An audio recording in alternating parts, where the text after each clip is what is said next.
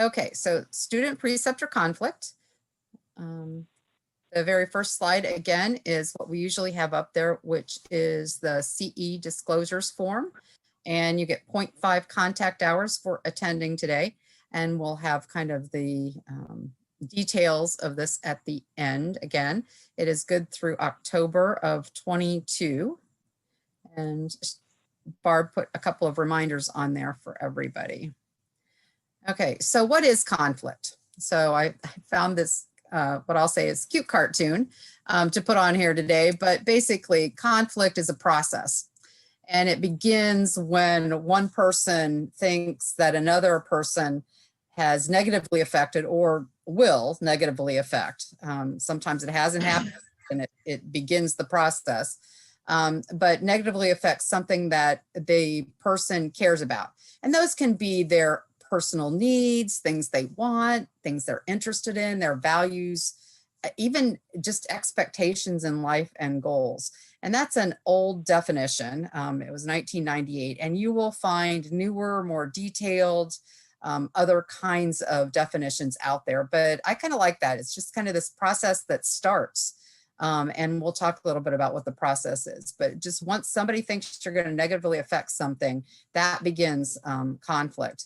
And the reason I used this cartoon was that conflict can elevate, and we know this in nursing, elevate to workplace violence, bullying, incivility. It doesn't matter what you call it, microaggressions, aggression, blatant aggression, but it can elevate in the clinical setting. So we wanted to make sure that we attend to conflict, pay attention to it, so that we can avoid that escalation. So where do conflicts begin? I found this nice color wheel, but in the color wheel, it has in the middle things like age, race, ethnicity, gender. Conflict can begin almost anywhere. Some people call these sources of conflict. So communication, poor communication, can start some conflicts. Any expectations that you have. So I'm going to kind of go back to a couple weeks ago when we talked about feedback, and students have this expectation that they will do well in clinical, especially this generation. They are used to doing well, and they want your feedback that they are doing well. And when that doesn't happen, maybe even if they just don't get the feedback, then that might cause some conflict. There are also personality or cultural differences that we all have. I just talked about the generational differences, and we've got maybe 5 working generations right now. All of them brought up a little bit differently with a little bit different ways of learning, teaching, and doing things, having relationships. There's also those organizational structures that can add to our stress and therefore our conflict, our personal wants and needs that maybe we don't have out there in front of us all the time, but are kind of in the back of our minds, that when somebody does something that negatively impacts those, you go, oh, wow. And it can begin a conflict. Our values and beliefs and our ethics. And I want to touch on ethics just here so I don't forget it later, in that one of the things that can unite nursing is our personal code of ethics.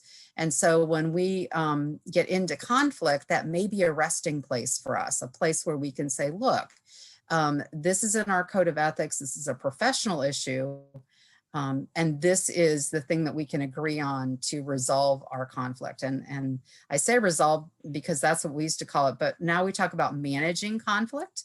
And we'll get to that in a little while. But the major thing here is know that as we increase our diversity, whether it's our age, whether it's the number of schools that are out there, the number of degrees we have in Ohio, all of those pieces of diversity, male, female, gender identification, all of those things can lead to conflict. And as we increase that diversity, we're going to have an increase in that conflict also.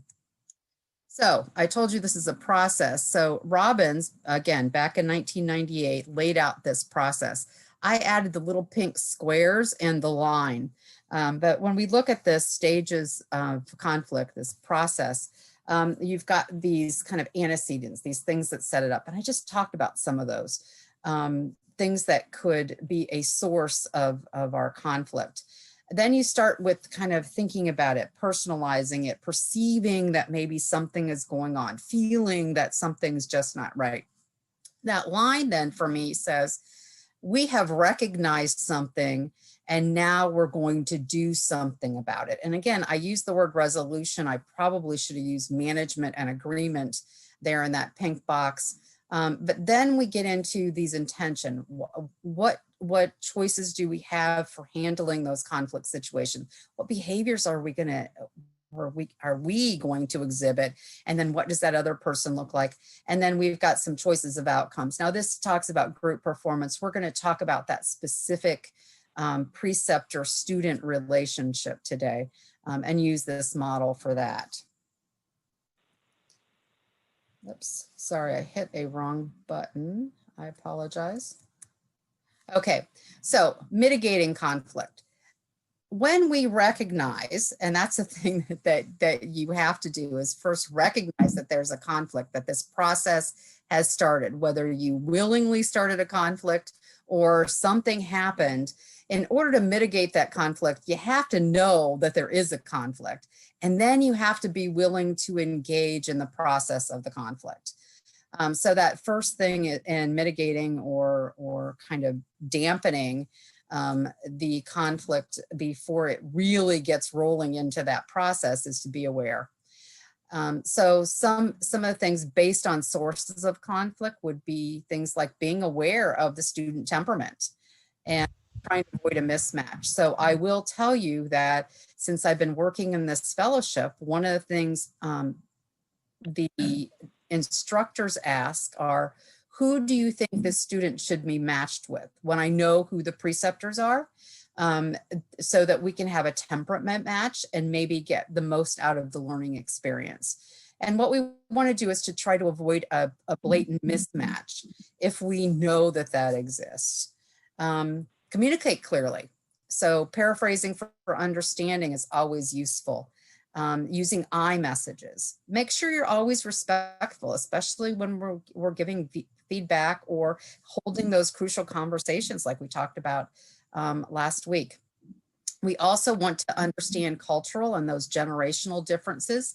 And we all know implicit bias exists and it goes both ways. So we can be aware that we might have biases, or not that we might, that we do have biases. We may not be able to name them, but just recognizing that we might be biased in some way against that new generation coming into nursing, and holding comments like, well, in my day, we used to do it like, well, it was better when we did. Actually, there are some studies out that students have commented that those types of things that nurses say to them don't make them feel good about their nursing or clinical experience. And that's a subtle kind of bias, or it is a bias against the younger age. You want to make sure that you inquire about emotional status of these students. They are used to having their parents around, their support systems around. So if you can use morning huddle or check-ins every once in a while to say, hey, how are you doing? What's happening? That can give you some idea that maybe there's some conflict brewing or there's some emotional things going on for that student. You also want to monitor and change any organizational contributions to conflict that might happen. So is there a way that things are set up that automatically would lead to conflict?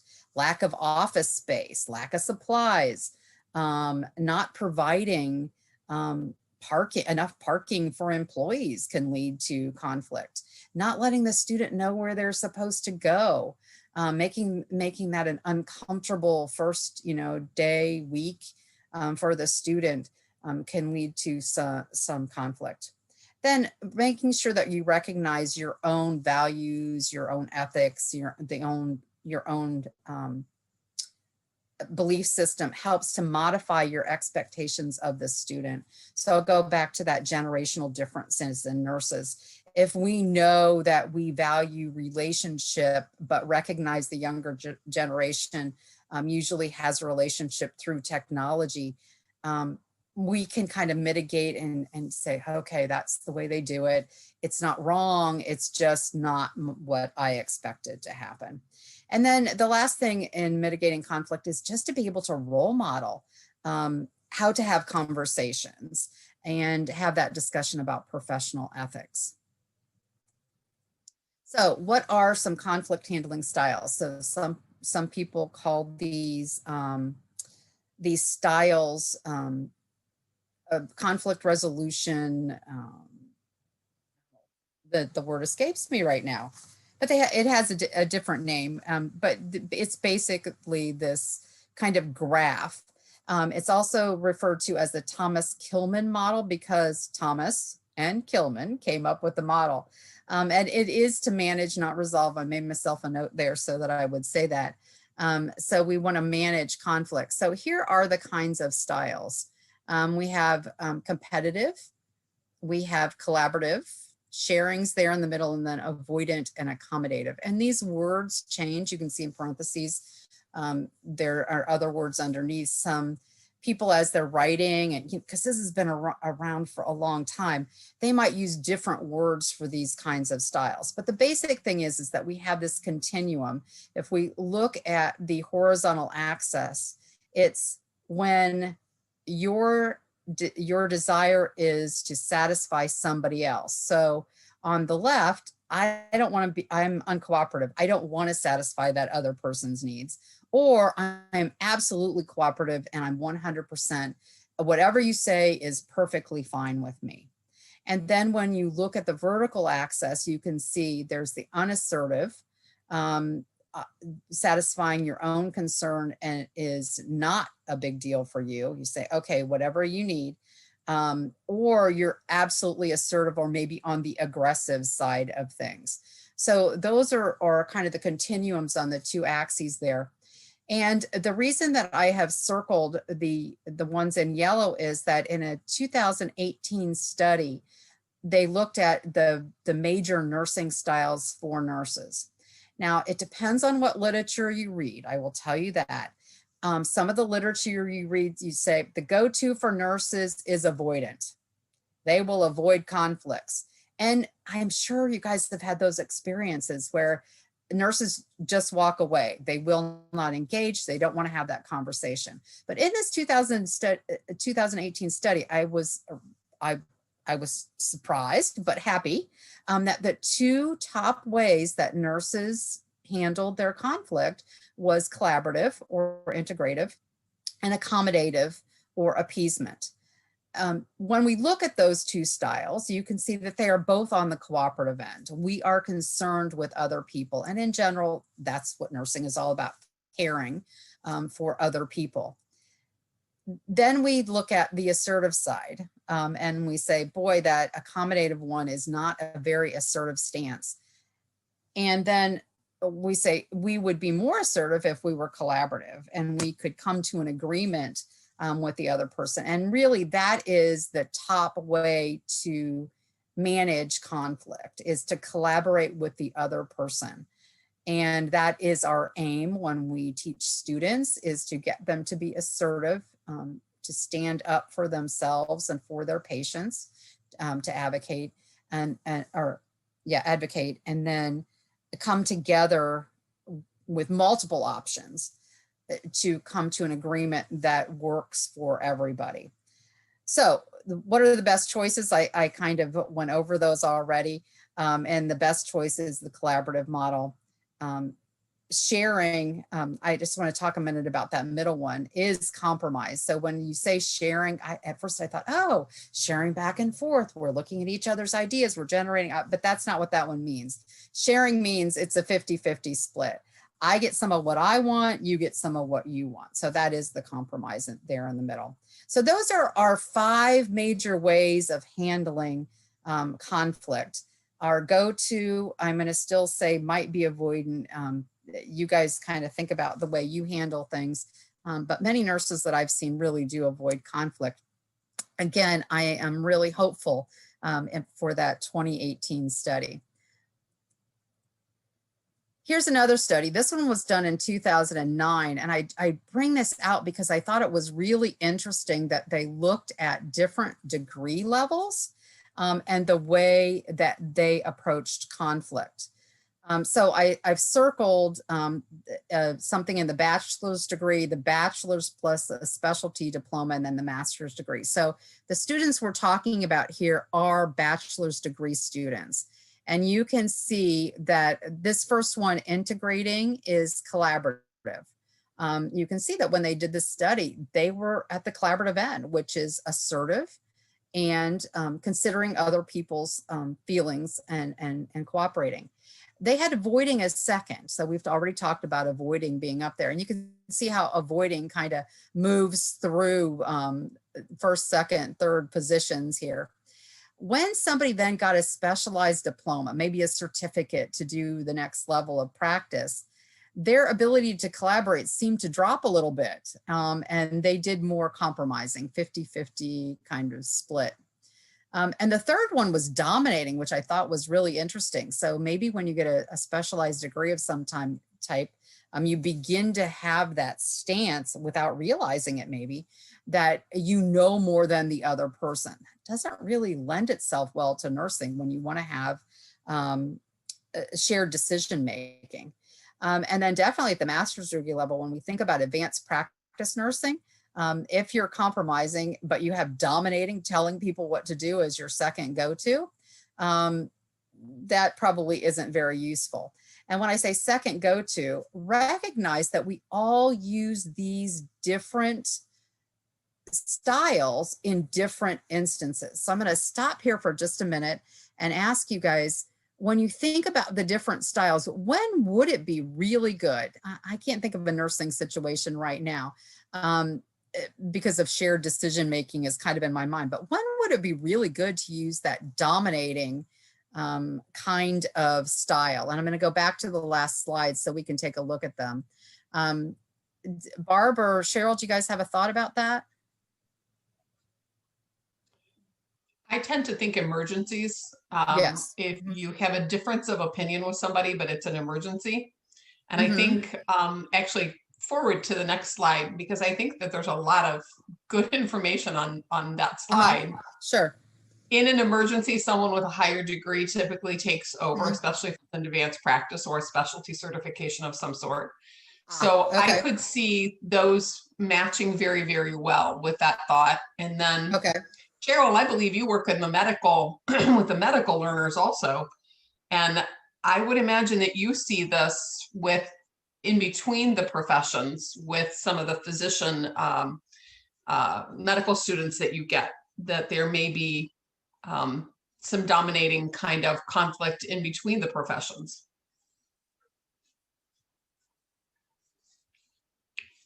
Cheryl, you may be on mute.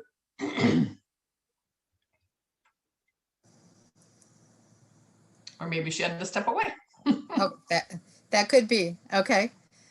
So the dominating, that is a very good example of when somebody would want to use that dominating kind of style to handle conflict. When there is an emergency, you have to direct people to do things. Then compromising. I can think of a couple of reasons to use compromising. When you think about, we need to solve this quickly, we can think of some options that are useful for both of us, and we can walk away both feeling good about resolving or managing the conflict and coming to a resolution about what we wanted to do. I think the avoiding one is one that I have seen used by nurses in a very good way, which is they knew that they were stepping into something, but it was not the right place or time. And so they walked away at that time. Now, whether they came back to it or not, I have no idea. But I think that's a very good way to use the avoiding kind of response when you're approaching conflict. So any other thoughts about that, Barb? Just one that I have heard. I don't know that I'm good at it or have seen anybody good at it, but one thought around compromise, because in compromise, both win, but both also lose. Right. And so compromise might be appropriate in a short term. when something doesn't have long-term consequences, Mm-hmm. and you're okay to give up part of what you would prefer, but it has a short-term result, so you're not living with that consequence for a long time. Great. So that was just a thought, because compromise is a very legitimate and easy go-to. I mean, we're actually taught to Right. compromise from children, right? Share. That's why Right. that word's used in there. Right. So it is a go-to, but Mm-hmm. you always have to give up something in a compromise. And Mm-hmm. so think about the long-term consequences was Right. my only thought. Right. No, that's a very good point. So maybe when the stakes are a little higher, you go to collaborating or integrating. When the stakes aren't so high, compromising is perfectly fine. Right. Okay, great. Okay, so here are a couple of additional practical notes. Now, these all did not come out of that source that I have listed there, but these were some thoughts that I had when I was thinking, well, what is it that we kind of need to know to make sure that when we're engaged in conflict, we can kind of follow those phases through or stages through to get to a managed situation. So first of all, it really does take some courage to confront somebody. So, if you have to walk away for a minute or a couple of days to get the courage up, kind of rehearse what you're going to do to then engage in that process, that is perfectly fine. Remember not to take things personally or avoid the conflict long term, unless, again, it really has no big consequence for you. Because the sooner that you engage, the better it is for resolution. People don't have time to kind of boil and stew and make up stories about what happened in their own minds, or make up stories about how you might react, because that's one of the things that we do as humans. We say, well, this other person is going to do, and we don't really know that. So this is really a big student opportunity when we talk about the conflict that can arise between the student and the preceptor. So showing them that conflict does not have to have negative outcomes or have to be painful is a really good opportunity in the precepting, in your precepting day. So engage in a calm, kind of rehearsed dialogue. And we talked about that last week when we talked about that crucial conversations model. Some of those things actually apply here too. There's a crossover.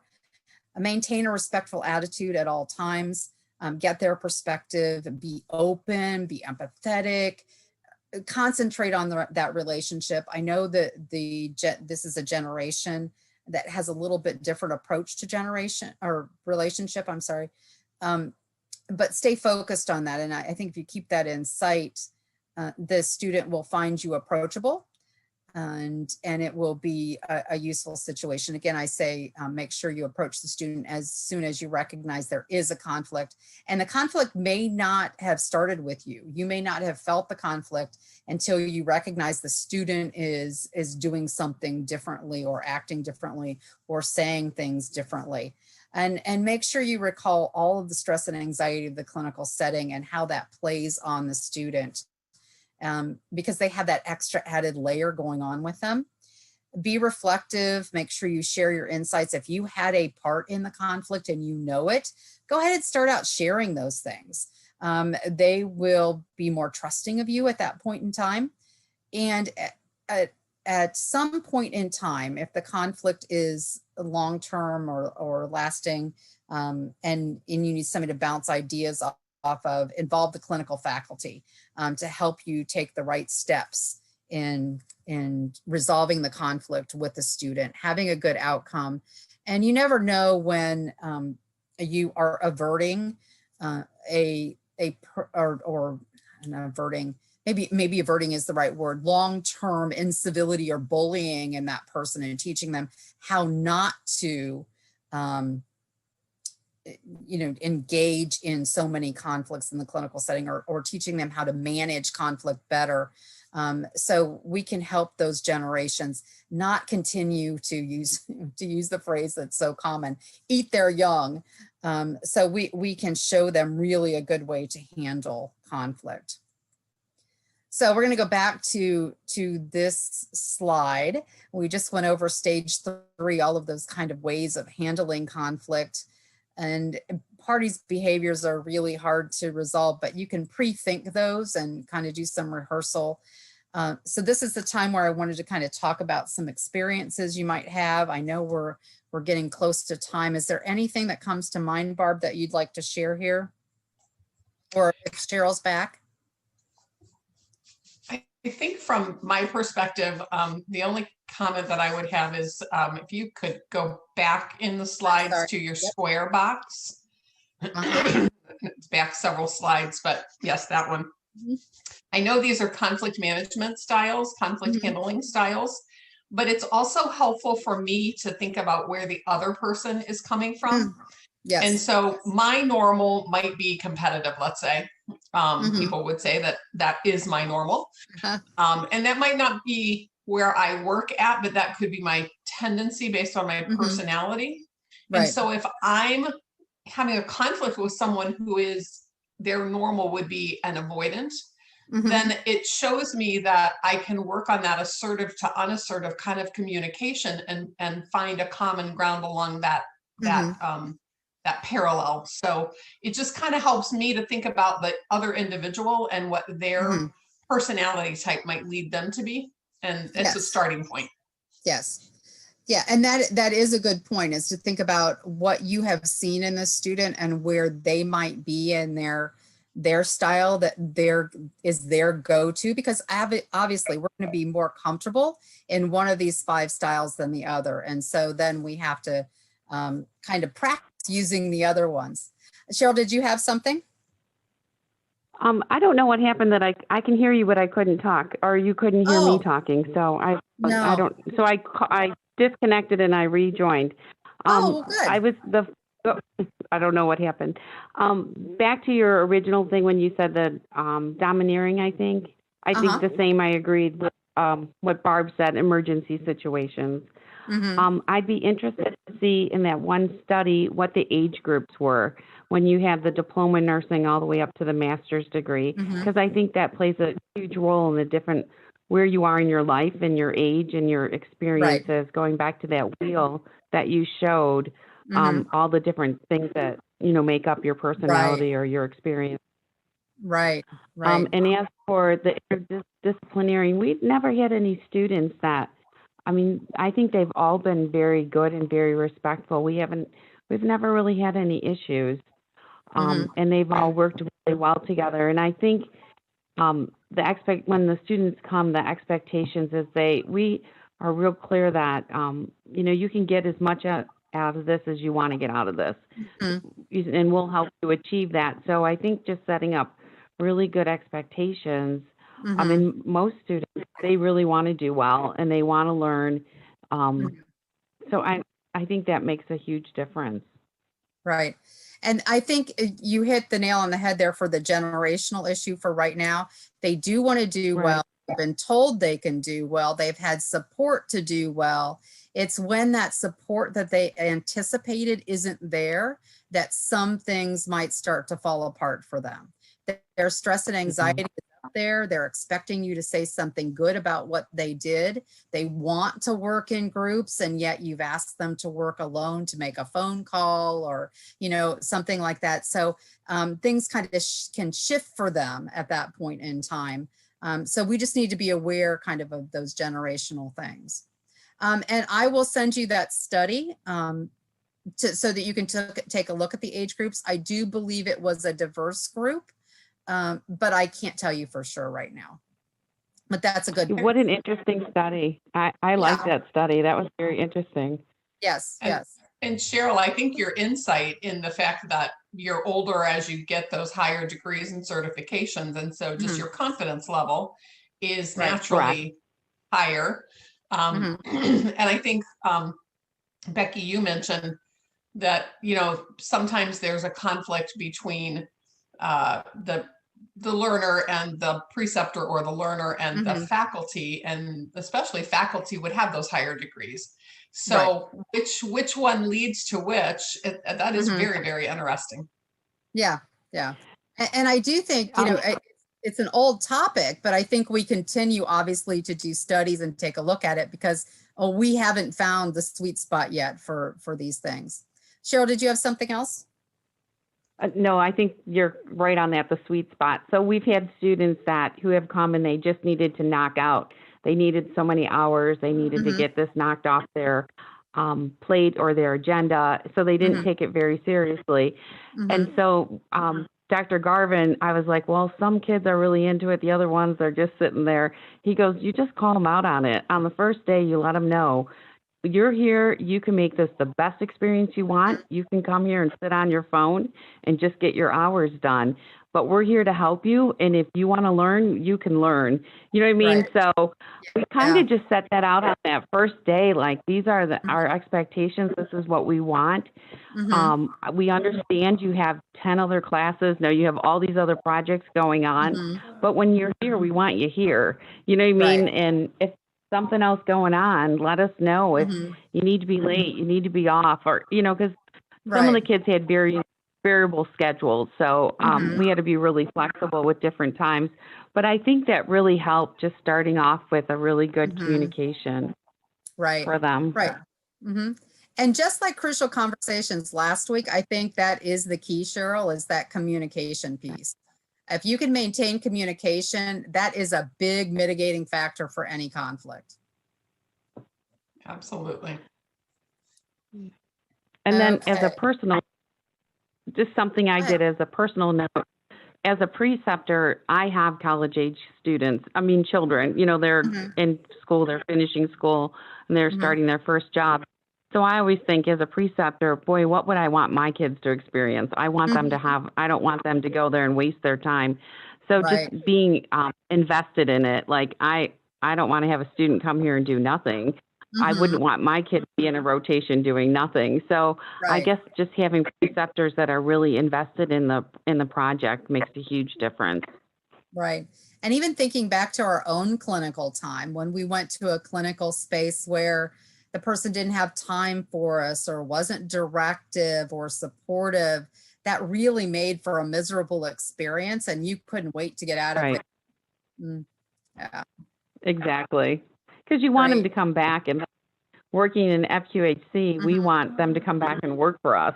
You know, we need good students to come and be employed when they're finished, or look at those options across the country wherever they're going to be. Right. Absolutely. Great. Well, thank you. We are at time. I just want to show you this resource page. This very first one is a continuing education credit. It is still good. I think it costs around $20. It's good through, I think, January. There is the second one is one about generational differences that I thought was really good. And then the third one was another great resource. And then there's the reference list for you.